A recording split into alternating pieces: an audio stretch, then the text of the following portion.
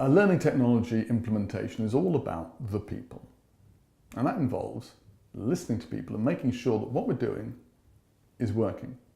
Working for the stakeholders, working for the people who are actually learning. And a crucial part of this is trust. Nigel Harrison, who does a great job with performance consulting, points out there are 3 stages to really understanding what a problem is. The last one, where we tend to jump in, is building solutions. Before that comes exploring the issue, but on top of that, the very first step is building trust. Without that, the rest of the conversation can be very superficial.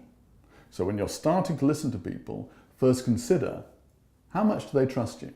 How much are they really willing to say what they really think?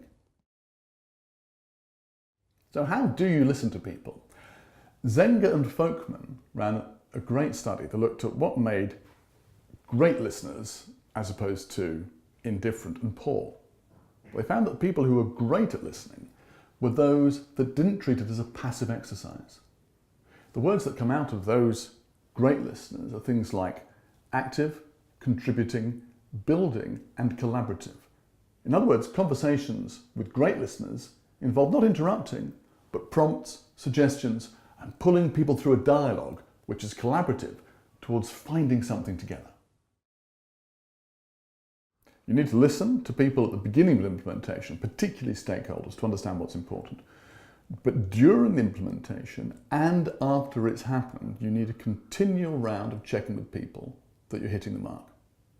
Herman Miller, when they were implementing a performance support solution, operated a very well-honed approach to focus groups with managers. And I'd recommend anybody who's interested in doing a good learning technology implementation follows what they did.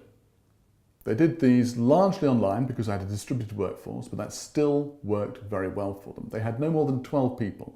They had the same question set for each group.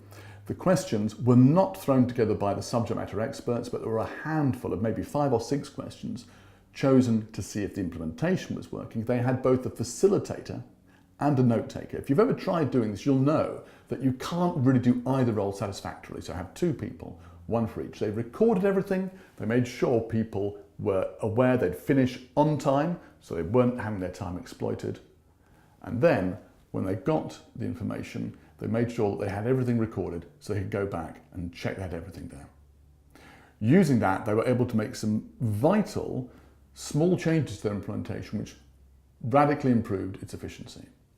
Listening to people is the core of a successful learning technologies implementation.